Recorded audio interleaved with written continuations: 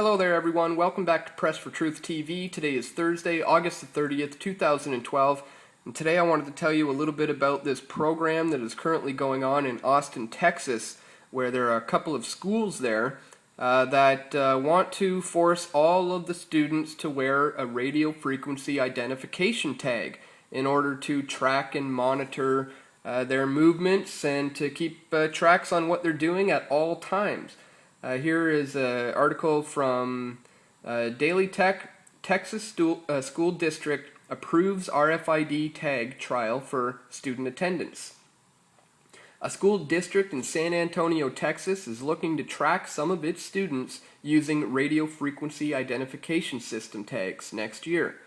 Northside Independent School District hopes to use RFID tags in 2 of its schools in order to help protect its students and also increase revenue.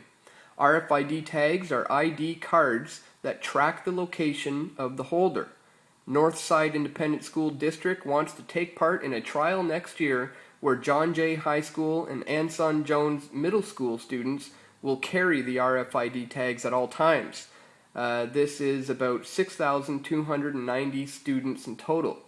We want to harness the power of technology to make schools safer, know where our students are at all time in school, and increase revenues.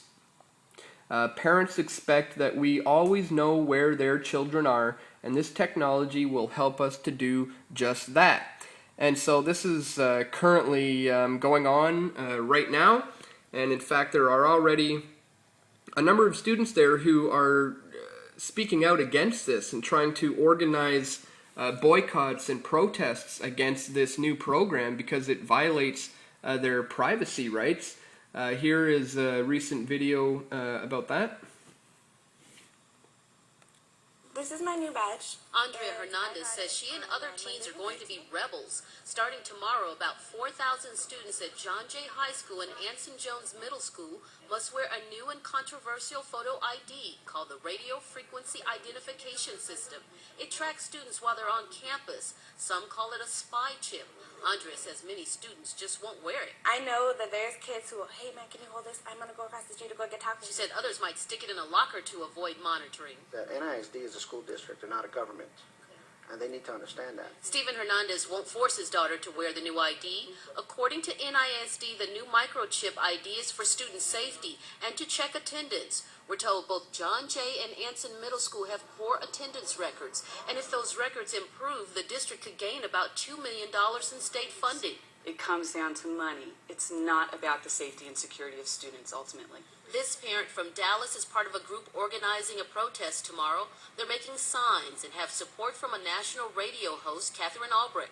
I spoke with her by phone, and she's written books blasting the RFID system.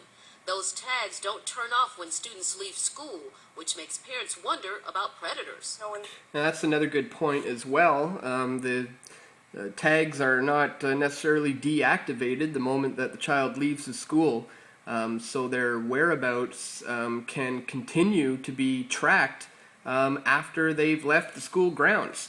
And we've been seeing an increase of this kind of conditioning on children to go along with being essentially treated like a criminal, and it's all about training them while they're young. Here's a video I remember coming across a while ago where young kids are finger scanning to get into Disneyland now, and in this video hundreds and hundreds of people go through and nobody objects. It's just becoming normalized these days for young kids to just finger scan, iris scans, wearing radio frequency identification tags. It's just kind of becoming the norm now. I'm reminded of this video as well that I came across a few years ago where students are being forced to have to finger scan in order to pay for their lunch at schools. Thanks. Well, some new technology is helping to make sure young kids cannot lose their school lunch money. As Daniel Seberg explained, some schools are setting up prepaid accounts that students access with the touch of their finger.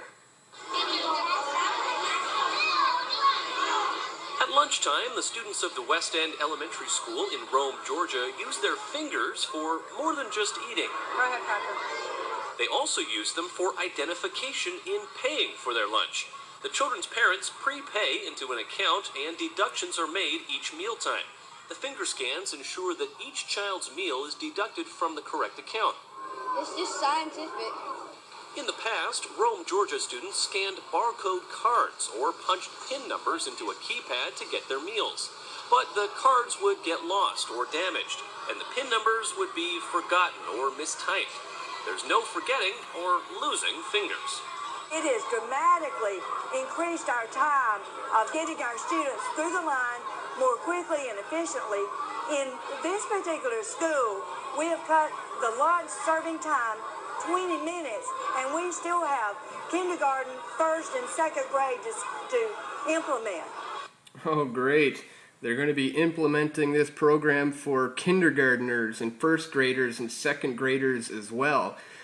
And again, it all boils down to me is conditioning of this generation that is going to very soon be living under this nightmarish Orwellian Big Brother control grid of surveillance.